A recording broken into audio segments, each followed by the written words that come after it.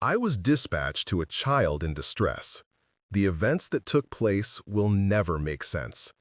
It was the last hour of my shift, the quiet stretch where you start to let your guard down. The calls usually calm down by then. Maybe a noise complaint, maybe a drunk asleep in his car. Nothing that sticks with you. Dispatch came through, voice crackling with static. Possible child in distress, they said. Anonymous caller. Crying heard inside a home believed to be vacant. I remember the way my stomach sank, not from fear, but exhaustion. Halloween night always meant prank calls, fake screams, some idiot hiding behind a bush trying to film reactions for the internet. But the dispatcher's tone changed mid-sentence. Caller said it sounds muffled, like someone's trying to keep the kid quiet. That sentence killed my hesitation. I threw on my lights and headed out. When I arrived on scene, I radioed over to dispatch. "Dispatch, show me off at the location of the child in distress. I'll keep you advised." The house was completely dark. As I walked up the front path, I could hear faint laughter echoing from down the street. Kids still trick-or-treating, their voices carried by the wind. I took out my flashlight and stepped closer to the entrance. The front door was cracked open just enough to notice. Vacant house, open door, Halloween night. All the makings of a horror movie. I kept my breathing steady and pushed the door open. The hinges gave a low groan that bled into the silence. "Police, I'm entering the residence." No response. "We received a call about a child in distress," I said, voice steady but heart racing. "If anyone's hurt, make a noise or call out." As I continued forward to clear the house, I heard it. The soft whimper of a child. Distant, but close enough to make the hair on my neck stand up. I called out again. "Police, is anyone injured?" No answer. Just that same quiet, stuttering cry. It came in short bursts, like whoever it was trying to hold it in. I swept the light across the room. Empty.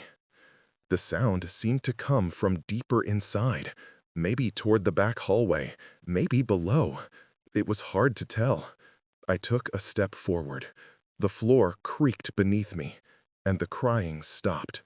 As I made my way toward the back of the house, my light caught a door, slightly cracked, leading down into darkness. The basement. I stopped at the top of the stairs and called down. "Is anyone down there?" Silence. The same heavy silence I'd felt since stepping inside. I reached for my radio. "Dispatch, send me another..." Static. I adjusted the knob, tried again. Nothing. Just more static. Something about it didn't sit right with me. I didn't have time to troubleshoot. If there really was a child down there, I couldn't stand here waiting for backup. I tightened my grip on the flashlight and started down the stairs. I began the slow descent into what I can only describe as empty darkness. My flashlight barely reached past the first few steps. With every creak of wood beneath my boots, the cries grew louder, still faint but unmistakably closer. "Hang on," I said, trying to keep my voice steady. "I'm coming to help." At the bottom, I swept the flashlight across the basement, left to right. Nothing. Nothing. Nothing. Then the beam caught something in the far corner, a glint of metal. I stepped closer, raising the light. A cage. Not the kind you'd keep an animal in. This was built, anchored into the foundation itself. Heavy bolts driven into concrete, steel-thick bars.